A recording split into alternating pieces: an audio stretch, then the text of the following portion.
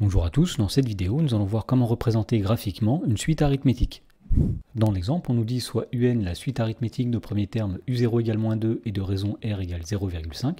Et dans la première question, on demande de calculer les termes U1, U2, U3 et U4. Alors on rappelle qu'une suite est arithmétique si pour passer d'un terme au suivant, on ajoute toujours un même nombre qu'on appelle la raison. Autrement dit, pour calculer U1, on va partir de U0 et lui ajouter la raison. Autrement dit, ici, on va faire U0 plus 0,5. Alors on sait que U0 c'est moins 2, donc U1 ce sera moins 2 plus 0,5, c'est-à-dire moins 1,5. Alors de la même façon pour calculer U2, on va dire que c'est U1 plus la raison, c'est-à-dire U1 plus 0,5. Alors moins 1,5 plus 0,5, on trouve moins 1. Pour calculer U3, on va dire qu'on part du terme précédent U2 et qu'on ajoute la raison. Donc U3 c'est U2 plus 0,5. Moins 1 plus 0,5, ça va donner moins 0,5. Et pour finir, on va calculer U4 en disant que U4 c'est U3 plus la raison, donc U3 plus 0,5. Alors puisque U3 c'est moins 0,5 plus 0,5, on va trouver que U4 c'est 0. Dans la question numéro 2, on nous demande de représenter les 5 premiers termes de la suite UN dans le repère ci-dessous. Alors la représentation graphique d'une suite, c'est un nuage de points qui est obtenu à partir des différents termes de la suite.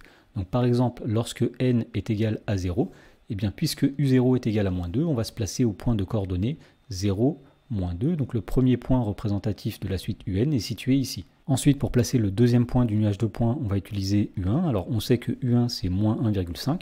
Donc on va se placer ici à l'abscisse 1 et à l'ordonnée moins 1,5. Donc le deuxième point est situé ici. Le troisième point sera obtenu à partir de U2. Alors U2 c'est moins 1.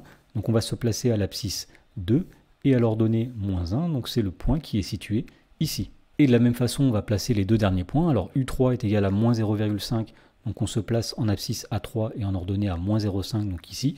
Et enfin, on sait que U4 est égal à 0, donc on se place à l'abscisse 4 et à l'ordonnée 0, c'est-à-dire que le point est situé ici. Donc une petite remarque avant de continuer, eh bien on constate que les points sont alignés. Dans la question numéro 3, on demande de déterminer l'équation de la droite sur laquelle sont situés les points représentant la suite UN, de tracer cette droite, puis de compléter la représentation graphique de cette suite. Alors avant de faire cette question, on va faire un petit rappel sur les suites arithmétiques.